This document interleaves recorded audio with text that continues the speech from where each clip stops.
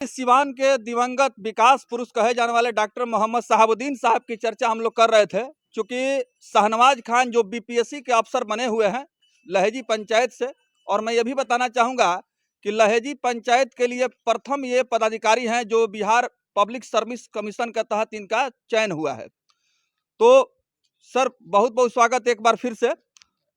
हम लोग बात कर रहे थे बीपीएससी एग्जामिनेशन को लेकर के। बहुत सारे ऐसे प्रतिभागी हैं जब उनको सफलता नहीं मिलती है तो निराश हो जाते हैं और बीच में पढ़ाई को छोड़ देते हैं, तैयारी करना बंद कर देते हैं। उनके लिए क्या आपका संदेश होगा? मेरा संदेश ये है कि जब तक लक्ष्य की प्राप्ति ना करें आपको हार नहीं माननी चाहिए। और मेरी गुजारिश पेरेंट्स से भी एक्चुअली है कि बच्चों को बीच रास्ते में ना छोड़ा जाए, है ना।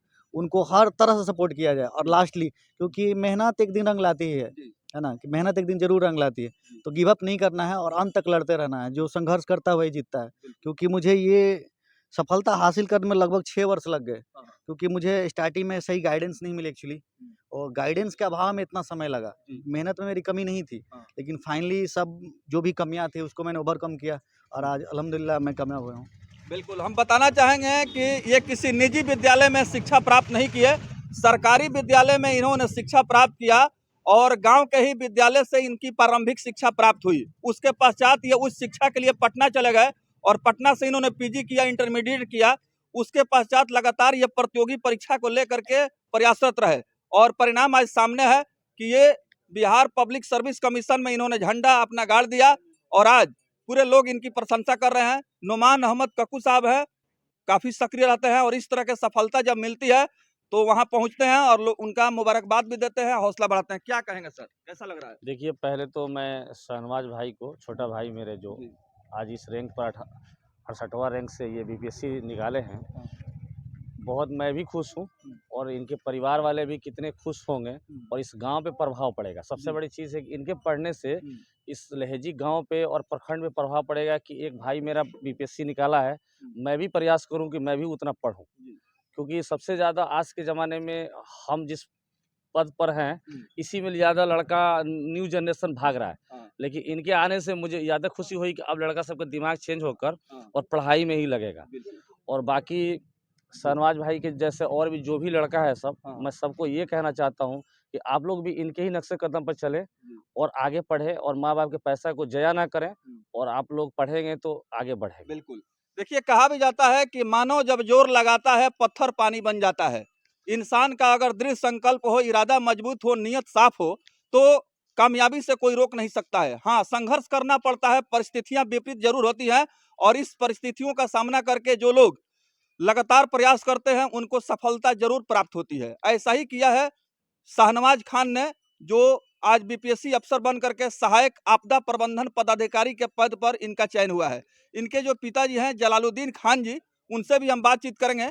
आइए उनको बहुत बहुत हम शुभकामना देते हैं, बधाई देते हैं कि आपने बच्चों को सही तरबियत और शिक्षा दे करके आप इस मुकाम तक ले गए हैं और इस पंचायत से पहले ये अफसर हैं जो कि बीपीएससी क्वालिफाई किए। जी। कैसा लग रहा है सर आपको? बहुत खुशी है, बहुत खुशी है। अभी आप बता रहे थे सिवान के पूर्व सांसद दिवंगत डॉक्टर मोहम्मद शहाबुद्दीन साहब के बारे में कि वो कहा करते थे कि बच्चों को पढ़ाइए, इसके लिए जमीन जायदाद भी बेचना है तो बेच दीजिए लेकिन उनको पढ़ाइए। वो बराबर कहा करते थे, इसलिए कि हम लोग उनके सिपाही हैं। तो बराबर कहा करते थे कि अगर अपने आप को बदलना है, परिवार को बदलना है तो एजुकेशन चाहिए। आप लोग ज़्यादा से ज़्यादा बच्चों में एजुकेशन से जो है आप लोग उसको एजुकेशन दीजिए और पढ़ाइए। अगर जो भी कमी होगा जहाँ, वहाँ मैं मदद करूँगा। जी, वो बराबर कहा करते थे मरहूम डॉक्टर मोहम्मद शहाबुद्दीन साहब।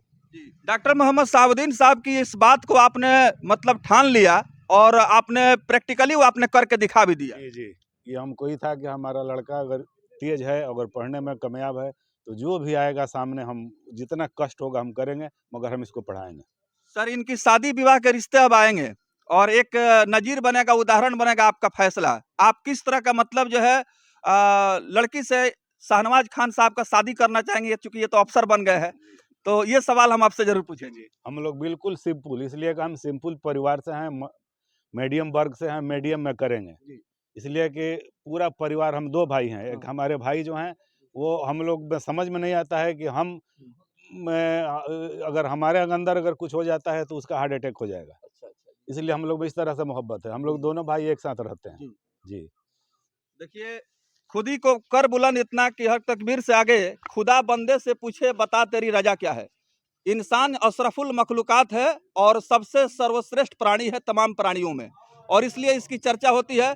आज शाहनवाज खान जिससे हमारी बातचीत हुई, उनके पिताजी से भी हमने बातचीत किया।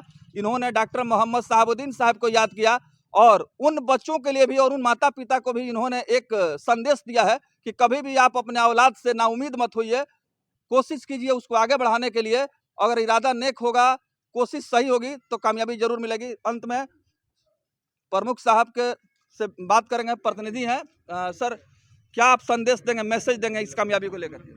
देखिए, मैं इससे पहले ही बोला था कि इनसे संदेश यही देना चाहता हूँ कि इनके वजह से इनकी प्रति संदेश बच्चों को देना चाहता हूँ। और इनके जो अब्बू हैं, ये तीसरा बार तक कितना इनका सहनशीलता है और यकीन था इन पर कि हमारा बच्चा एक बार ना एक बार बीपीएससी क्वालिफाई करेगा ही करेगा।